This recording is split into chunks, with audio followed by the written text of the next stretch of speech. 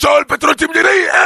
ak Aliou Sall mi la tribune yéene kaay ne Souleymane Ndéné Ndiaye day waaw dañ koo convoqué woon waaye demul maa la wax loolu de dama ne la doyen des juges Samba Sall ko convoqué woon waaye Souleymane Ndéné Ndiaye demul mu ne boo leen gisee déw ma ni la sabab lu ni mel lenn kese la mooy convocation bi ci boppam defuñ ca la sabab ma war a dem sans objet doyen des juges ci boppam kon moo respecté wul loi bi laa la wax Ndéné ne waaw sur saane ki fi nekkoon premier ministre Abdoulaye Wade day waaw demul démb ca convocation ba de ci coow li nga xam ne kon ñu ngi koy laam-laamee ni la ci scandale Petro-Tim ba nga xam ne Aliou Sall ca boppam kon dañ ko caa tudd Le Quotidien yéene kaay ne en tout cas Souleymane Ndéné Ndiaye day waaw daal dinay xooti na convocation bi nga xam ne convoqué woon nañ ko day ci kanamu atekat ba Tribune yéene kaay ne Samuel Sarr day dañu koo convoqué woon moom dem na waaye ba mu génnee day moom Samuel Ahmed Sarr waaw waxam bariwul ci kanamu journaliste yi déedéet parce que Samuel Sarr day nee na dossier bi comme que mi ngi ci kanamu yoon waaw du ma ca wax lu sori du ma ca sori daal waaye la ma ca waxoon rek laa cay waxaat maanaam gis ngeen dossier bi ñiy wax xamuñ ci dara te ñi xam ni man waxuñu Samuel Sarr ne waaye nag jàpp naa ne bii yoon mbir mi dana leer waaw li leer ba leer 24 heures yéene kaay nee na suñu 94 milliards nay leer judd na kuréel gu bees la ak xel mu tey mi nga xam ne nag maanaam kon moom moo am nag ci coowal pétrole bi lée allo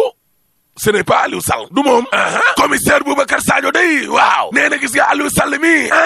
nekkul ne moom lañ war a signé principal suspect bi du moom dañoo bëgg lëndëmal xelu nit ñi fausse piste la waaye gis nga fii ñi nga xam ne luy nji ñooy njaak ci wàllum pétrole bi lé président Macky Sall la ak Aly Ngouille Ndiaye maar d'Italie commissaire Sadio ne maa wax lii parce que gis nga Franck Timis mi waaw mais moom homme d'affaires la dafay ñëw rek en tant que homme d'affaires caat bu yaana maar ci Vox Populi waaw nee na gis nga Franck Timis trian la maar d'Italie waaye caat dama ne Franck Timis trian la laa la wax trian la bu ñëw Sénégal kii liggéey ak yeneen ni trian ay trian lañ te gis nga Aliou Sall mi xanaa xamoo leen ne léegi mooy vice président bu Sénégal yaatum wala waaju caat bu yaanaa maar ne maa la wax li Aliou Sall mooy vice président bu Sénégal laa la wax mooy président des maires yu Sénégal yëpp Aliou Sall rax ca dolli keesu nguur gi ci boppam kon moom moo ko yor way Samba sur quotidien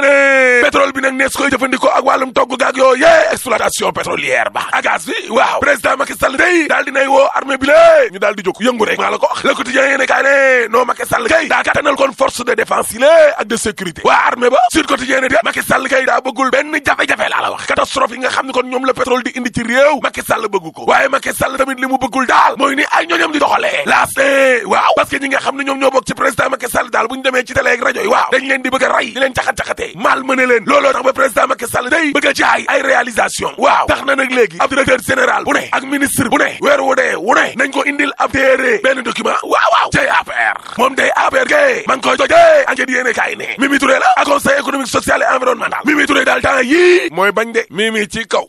kooku ci suuf dama ne la monter en puissance bi nga xam ne nag maanaam moom la Mimi Touré def ni la day même ñi nga xam ne ñoom ñoo bokk ak moom parti ak dañ koy surveiller temps yi de moom Mimi waaw ki ñuy surveiller dëgg kay mooy Amadou Ba exclusive yéene kay ne candidature ci présidentielle 2024 waaw ay réunion secrète la ñuy amal diggante Ndakaaru Ndiaye Jël Joob ak Fouta waaw parce que nag am na ci ay ministre ak ay directeurs généraux ak ay député ak ay maire ba ci ay hommes d'affaires yoo xam ne affaire la ñu bokk day Amadou Ba mi ministre affaires étrangères lañ fa seenee investir def ko seen candidat élection présidentielle ba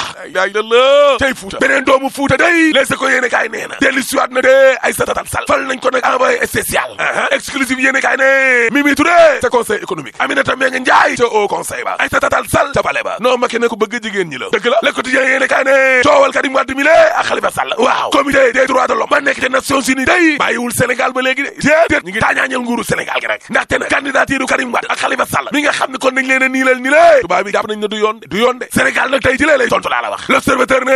invalidation candidature Karim Wade ak Khalifa Sall moomee waaw looloo tere nelaw nguuru Macky Sall gi lee source aané déglu bi nga xam ne nag doon nañ ko déglu ci dossier bi day Pape Massata Diack waaw avocat bi di maître Moussa Sarr waaw nee na sama client bi di Pape Massata Diack ba mu jàkkaarloo kon ak attekat bi lee ci ndigalu tubaab ya waaw sama client bi tuuma yi nga xam ne kon moom la ko tubaab yi tuumal yëpp la faxas kon ne lay benn ñaar indil nag attekat bi preuve yëpp firnde yëpp la Pape Massata Diack génnee laa la wax looloo leer li leer kay sur quotidien nee na ci waawoon day ma nga fees dell ak ay doomu aadama laa la wax l'observateur day ñëw ak ñin nag ci ab kay spécial gàmmu 2019 tarixa tijaan yaa gi day ay mboota nga ca de ay nit ñoo xam ni kilifa yoo xam ni mboot rek lañ làq ay siru yu doy waar ba ci ki nga xam ne keroog ba Maodo laaxoo moo ko taxaw sirrul akbar muy mboot mu doy waar mu mag mi nga xam ni moo nekk ci fayda kii bu Baye Niass Seydi El Hadji Malick Sy mi ngee kii zam-zamam de ay ndox yu doy waar Cheikh bu Kunta moom it a Njaasaan ay mboot yu doy waar li doy waar kay mooy xale taalibe yi li ñuy dund kon ci mbir yi Birane Anta Sey waaw nee na situation xale taalibe yi day fi mu nekk ni lay waaw doy na waar lool ëpp na tool xale yi lañu luñu dund mitin na les ko yéene kaay ne ginnaaw waa BBC day la ñu fi defoon Petro-Tim waaw waa CNN tam tamit day ña ngay wili bande ak jéebaane Sénégal laa la wax ab documentaire boo xam ne bu génnee àdduna tukki ci xale yi nga xam ne kon dañuy yelewaan nii ci mbedd yi laa la wax te film boobee danañu ko teg suba la ilaha illallah